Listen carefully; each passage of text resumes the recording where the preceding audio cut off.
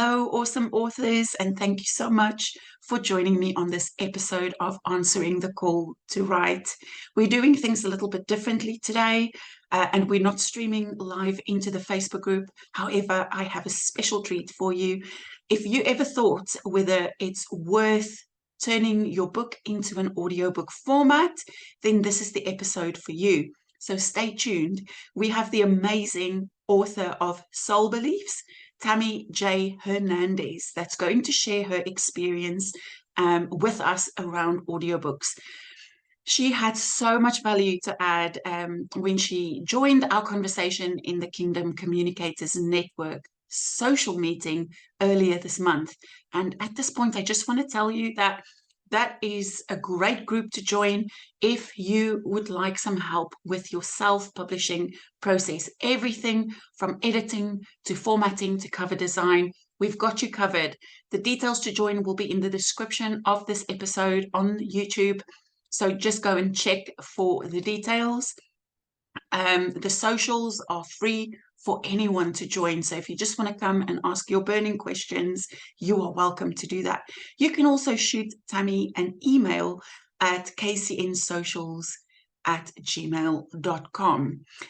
Before we jump into that exciting conversation, I just want to ask you kindly to like, subscribe, and join this podcast here on YouTube. It really helps us authors broaden our reach, get our messages out there, and grow this platform because we want to share the good news of the kingdom with the world. So please like, please subscribe, and support this channel. With no further ado, I'm going to introduce you to the wonderful Tammy Hernandez. Over to you, Tammy.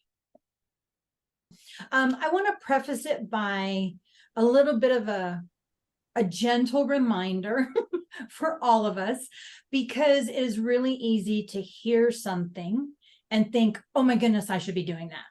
And we can get sidetracked from what God's currently telling us. So I want to preface it with, this is information.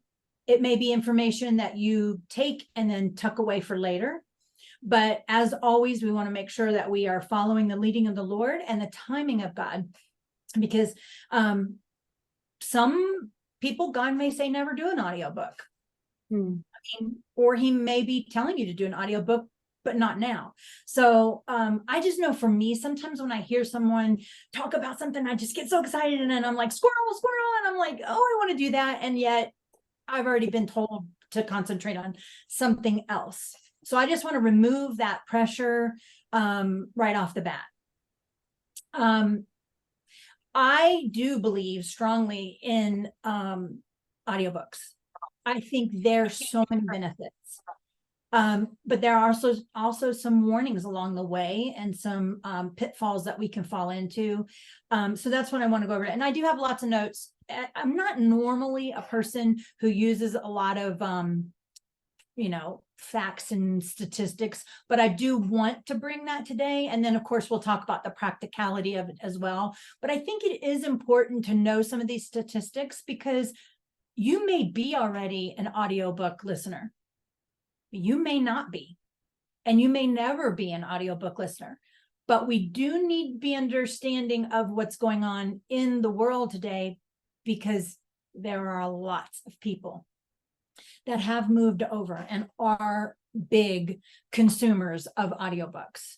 So even if you personally are not, that's okay. But don't we also want to reach those that we want to read our books and that can be, benefit from what God has given each of us? So the interesting that I found out is that for the last 11 years, every year, audiobook listeners have double-digited increase. And for the last 11 years. So again, you may not be into it, and that's totally okay, but we cannot deny the fact that it is a huge, huge group of people that are listening. It's expected that just over the next 6 years that it's going to be 35 billion people just in the next 6 years that will be listening to audiobooks. The fact that many of the audiobook distributors are going to a subscription-based, like Audible, has only increased now because people can pay a one-time fee a month and then have access to a lot of books. And if I'm honest, and I think most of you have probably heard me say this, but the truth of the matter is our generations have changed. We are consuming differently. All of us older people are used to just sitting in a corner, grabbing a book and reading. And I still love to hold a book. I love to highlight in my books. I love to make notes in my books. But there's a new generation of people that they're not going to quietly sit down in a corner and do something for a few hours. We are in a very multitasking world now. I find I'm doing that. And I was a person who would quietly sit down and read, but I can see it's changing me too. So we cannot deny that. Currently, like I'd say from 22 to 23, the largest listening age group is 45, I believe. Let me look at my notes. They're under 45. And that's a pretty big deal, because 45-year-olds you would think might be the ones that would sit down with the book quietly. So that age group is definitely increasing now. It used to be just a lot of younger listeners, and now the age group is going up. And that has surpassed the 0.5% mark. Now it's all the way up to 57%. So it is definitely affecting the elder, my generation. And if we're honest, like there's reading difficulties like dyslexia. There are people, my son had reading issues when he was young. He went through some therapy and now he can read very well, but his eyes were very weak. My daughter was dyslexic. So as much as we say we want people to sit down, if we're a book lover, we want people to sit down and read a book, but the truth of the matter is we are missing a lot of people that are not going to sit down and read a book if they have a learning disability, or if they're in a generation that's just not used to doing that, or they're super busy. All of us, I think, can relate to that. We're super busy, but if we're going for a walk or going for a jog, or we're going to clean house, we can listen while we're doing those things. So there are huge benefits to that. As an author, another good benefit to that is, let's say that you're going to run a promotion. You have, let's say you've already released your book. So you've already done your launch. You've already been promoting your book, but you're going to release an audiobook. This almost starts like a restart of your book. You can make a big announcement and even a launch for your audiobook and get that generated. And the truth of the matter is, I think all of us, if we've been doing this for a while, have new listeners since we released our book, right? I mean, I had nobody. I started at 0 when I started, releasing my book. So I have different people following me now that might not have been there when I released my book the first time. So you can bring some life back into that to reach some new people. The other thing as an author that's really beneficial is, if you're going to give a book away, you're going to do a promotion. Shipping is not cheap nowadays. The print cost of your book is not cheap. It's all gone up. They've increased media mail here in the United States. They've increased our print price with Amazon and other places that we're printing with. So if you can give away books and not have to pay for that shipping and that printing, that's a huge thing. You can give away more books because it's not going to cost you as much. So you can run promos. You can, if you're going to speak somewhere, you can actually, depending on who you're kind of distributing with, there are companies out there that give you free promos for your book, so they can actually get a code. So let's say you're going to go speak somewhere and you want to give away 10 books, but you don't want to give away the ones you printed, although you could, but you could give away those free 10 codes and they can go on, download it, and they've got an audiobook. So there's lots of really cool, interesting things you can do. Also, I think of Meliza, who's always telling us how we can use stuff we already have in social media. You can take a little clip of your audiobook, put them up for reels. You can give away your first chapter. You can, you know what I mean? So you just think outside of the box. This gives you a tool that you don't have when you don't have an audiobook. And here's a really cool, interesting idea. So we talked about if you've already released your book and you're going to do an audiobook and you want to do like a really big promotion behind it, you can actually put in a bonus chapter in your audiobook that's not in your print book, which is super cool. I've thought about that. I don't know if you those of you, Mindy and Meliza, have ever thought, man, I think I'd like to add something to my book. It can be something very small. It can be, a whole nother chapter, but you can add that to your audiobook and actually put on there that there's a bonus thing. And you can run promos where you put together your audiobook with your print, do a promotion where you're putting them together. There are lots of people, I think I heard Shirley say this once, that she likes to have both print and audio. You can shake your head if I'm wrong, but I think I remember you saying something like that. So getting creative and giving people options. I mean, here's the bottom line. All of us wrote these books and are writing these books because we believe God gave us a message and we think that God can touch people, whether that's in whatever genre that you've written your book.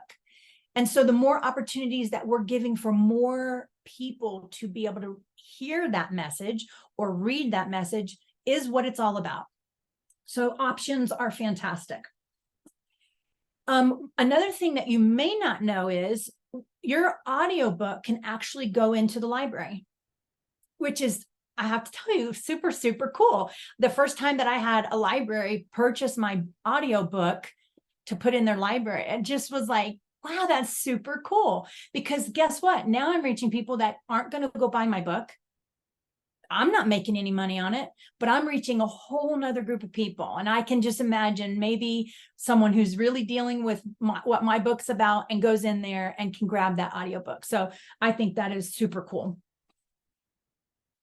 And if I'm going too fast, say slow down. Okay, so I think everybody knows that Amazon's like top dog when it comes to, audiobooks for Audible. Here's what you may not know. Audible got in trouble about, I'm guessing 2 years ago, a year and a half ago. Time just goes by so quick. They got in big trouble because what they were doing with their audiobooks is they were really ripping off the authors. They started that thing where you can pay your subscription, which is great.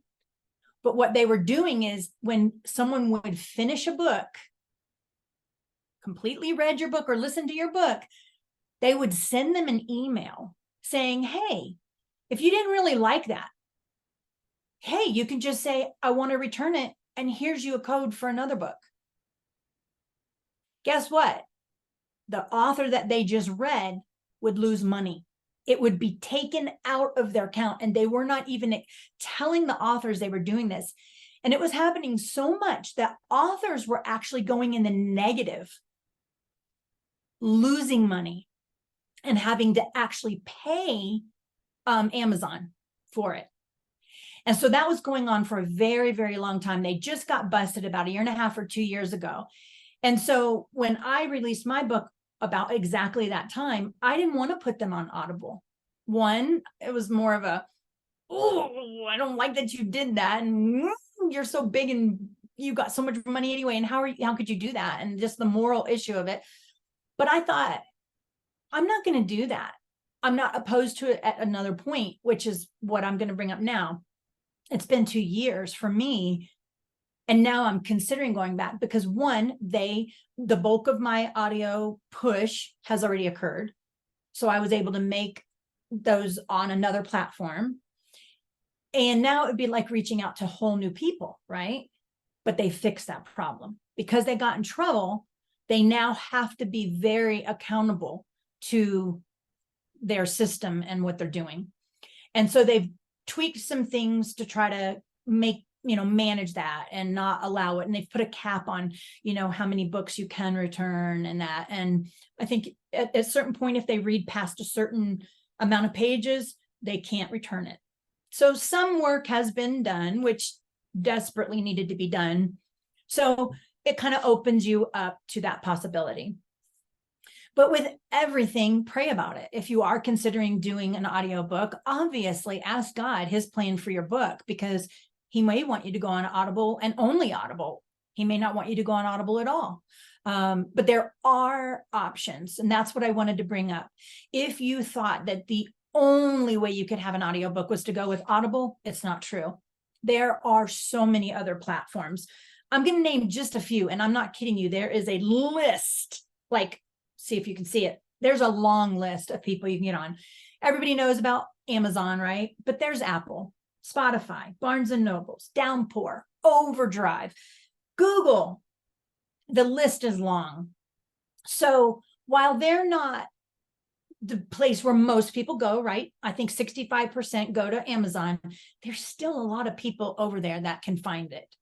And that's what we want to do, right? We want more and more and more and more people to be able to read your book. So the other thing is, a lot of people ask, well, if I don't go with Audible, then, and everybody knows the Audible app, right? Guess what? There's other apps with these other companies, and it works brilliantly, identical. I'm going to see if I can pull up a thing of mine. I personally went with BookFunnel, and I'm going to close it for a second and show you. It's as simple as clicking on your app, opens up just like Audible. I don't know if you can see it. Has your home, your library, all of your books, authors, if you're looking for a specific author. You can change the speed. Everything that Audible has, it has. So as a listener, if it's intense information and you want to slow it down, you can push a little button on there and you'll be reading slower. But if it's just a nonfiction book, a fiction book, and whatever you're listening to, and you wanted to go faster, you can speed it up. You can jump from one chapter to another if you want to reread it. So the app is identical to Audible. So there are legitimate options for those of us that aren't super fast and happy to hand over our money to Amazon. Thank you for sharing all of that awesome information with us, Tammy.